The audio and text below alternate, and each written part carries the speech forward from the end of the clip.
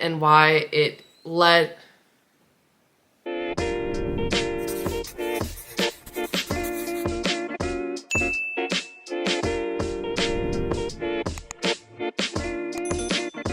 Hey everyone, and welcome to my channel. I'm Nikki, and today's video is just gonna be a talking video. Today I'm gonna be talking about things that I did to fix my relationship with food, or not even so much fix it, but just improve it. It's still something I'm working on every day, and so yeah, I thought this would be helpful. I thought I'd give a few tips of how I've improved in the past few years. So if you enjoyed this video, please go ahead and give it a like and subscribe to my channel. I really appreciate it, and let's get started. So, I love food.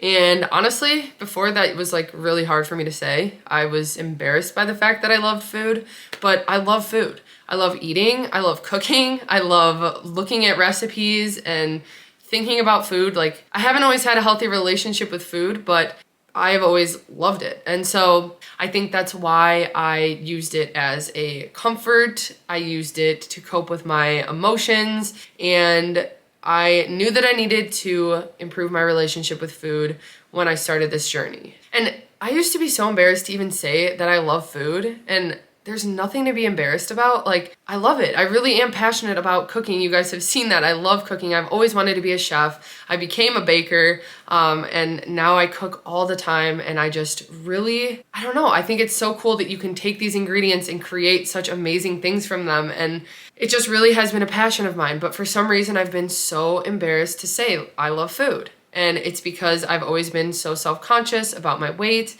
and about the issues that food has brought in my life because of the choices I've made. But anyway, one thing about food is that I've always had this issue where I don't think I'm gonna get enough. So there are times when we'd go to a restaurant and I wouldn't even order the meal that I wanted. I would order the meal that would have the most food. And I don't know where this started. It's hard to explain. I'm hoping explaining it to you guys, maybe someone can relate to me. And I think Adam kind of feels this way too, so that's helped a little bit. But I was just always scared that I wouldn't get enough food. And I wanted to eat as much food as I could all of the time. So we would go to a restaurant, I'd pick something that just had a bigger portion because I really just wanted to eat more. And I would always finish my plate. I would never leave food, and it was just this weird relationship that I had with it. Every time that we tried to lose weight, I would restrict, I would cut back my portions, I would eat the foods that I didn't enjoy, I wouldn't cook what I loved. Like, it really was a struggle because of how I handled my relationship with food. I made it such a negative, bad thing. Like,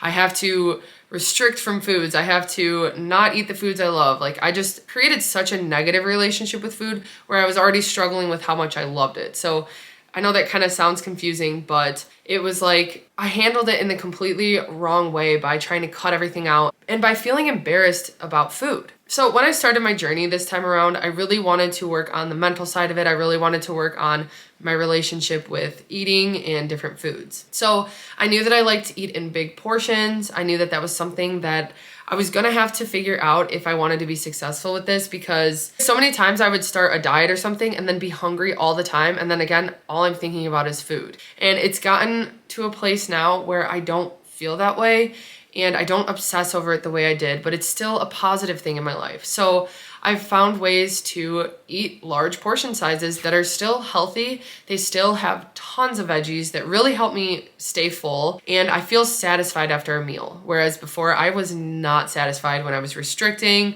when I was way overeating before I even started a diet or something. It just never felt good. And so now I've gotten to a place where food actually nourishes me. And I think of it in that way, where food is something that I'm going to use to fuel my body. I can still enjoy it. I can still love it. I can talk about how I love it and how I love cooking. And there's nothing to be ashamed of there, but it's different the way I think about it now. And like I mentioned, when I would start a diet or something, I would restrict all of my favorite foods. And it just became so hard because when you restrict something, you just want it more and more and more. And I was never satisfied with what I was having because I wanted what I was restricting. And so when I finally realized that I can't restrict foods because it just causes more binges, it causes more just emotional like damage when it comes to eating, that I don't restrict anything anymore, and it has made all the difference because I really can have balance. We really can go out for our giant sushi lunch, and then I can have a filling, healthy meal at home for dinner. And I don't have to feel guilty about it like I used to, but a lot of times before I'd have that sushi meal and then we'd go somewhere else for takeout for dinner, and it was just like a never-ending cycle because I thought I messed up by having the sushi. And so realizing that I could not restrict things and then still go back to the healthy meal that I would have afterwards really helped me. And along with restricting foods, another thing that I started to do was reward myself with foods. So after we would do a workout, first thing was how much food I could eat because I just burned all these calories. And so I would reward myself with food, and that never worked either because then everything I just put into my workout, I was inhaling in calories because I thought I had earned it. When I looked at it as a way of like earning the food, it just wasn't healthy for me either. I've had to really work on not feeling guilt around eating food, and again, that's something that I'm working on more recently, even when I do have a big meal, like I said. But just remembering to get right back on track after, to drink my water, to get my sleep, to focus on the other things too, because it's not just the food. There are other aspects. Although nutrition, I do think, is the most important part of weight loss. In this sustainable lifestyle that I've created for myself, sleep, water, food is important, but there are so many other things, activity. There's so many other things that go into being healthy for me. And so when I started to realize that like the food isn't everything, I can't feel guilty if I had a treat or something like that because it's just gonna spiral and I'm just gonna continue down that road.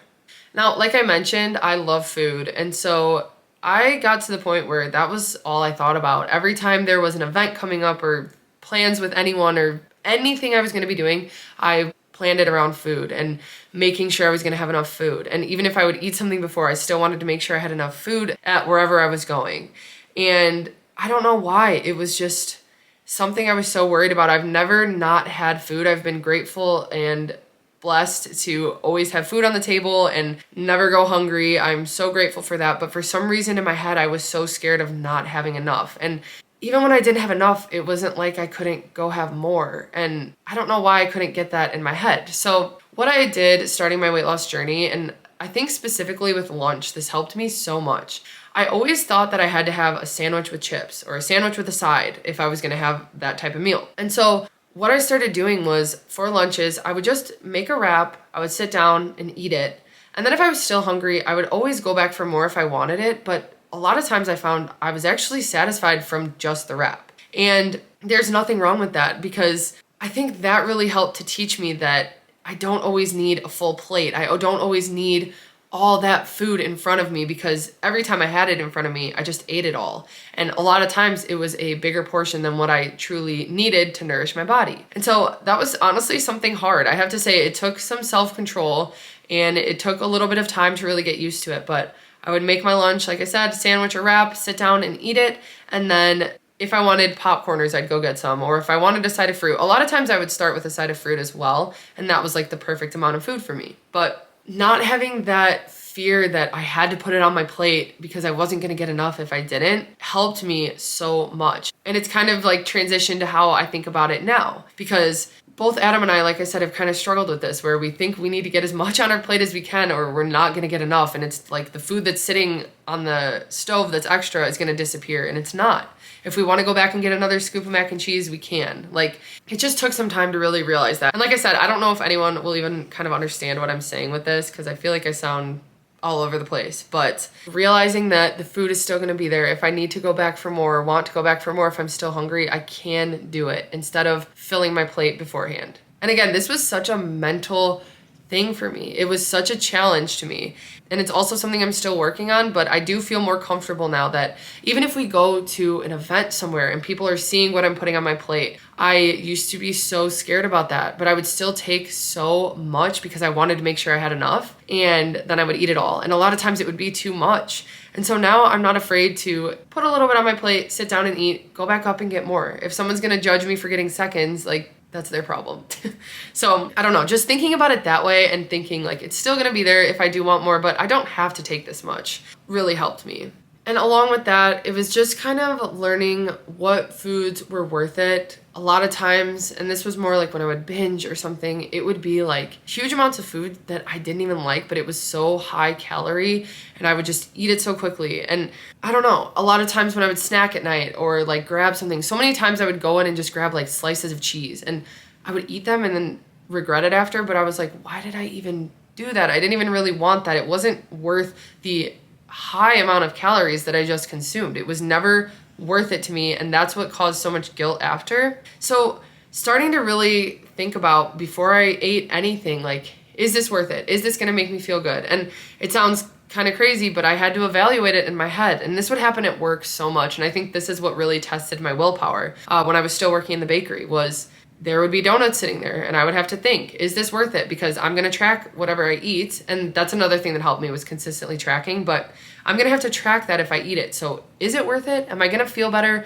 It's 6 points for half a donut. Like, it's 2 bites. Am I going to really feel better having those 2 bites? And if I am, then I'll have it. And there are times when, yes, I can justify that. And it is what's going to make me maybe feel better, or what I need in that moment or something. But so many times when I actually took a second to really process it and think it through, it wasn't worth the decision that I was going to make. And the decision I was going to make was usually based off emotion and not so much logic and what is really going to make me feel better. Overall, what's helped me the most improving my relationship with food is doing what works best for me, not worrying about what other people think, which again is so much easier said than done. We're humans, we care what people think about us, and that's what caused a lot of my issues to begin with. And just really focusing on no bad and good foods, no restricting and rewarding, pretty much just thinking of food as a way to fuel my body, changed a lot for me. And it really helped me to improve my relationship and to be able to say, I love food, I love cooking. And that too, being able to find healthy ways to cook these dishes and even plating them. Plating my meals makes me feel good and it makes me excited to eat. Even if it wasn't the giant pulled pork mac and cheese that I used to eat all the time that I'd get excited to eat, but it never made me feel good. I find ways to get excited about eating, and we try so many different things. We try to keep mixing things up all the time, eating big portions. Like, there are just so many things that I have done to have a positive relationship with food and seeing what makes me feel good, what doesn't make me feel good. There are some healthy foods that don't make me feel great, so I stay away from them. But overall, it's just important to do what's best for you, to take your time with it, and remember that everybody's journey is different, but you're not alone if you have these feelings, especially, or these struggles, because I've been dealing with it for a long time. There's so many other people dealing with it, and it's just something that you can work on and improve, and you don't need to feel guilt about eating food or loving food, because there's nothing wrong with that. So yeah, that's pretty much it. I pretty much just try to take it a day at a time and find the things I love and that make me happy. So if you enjoyed this video, please go ahead and give it a like and subscribe to my channel. I really appreciate it, and I will see you next time.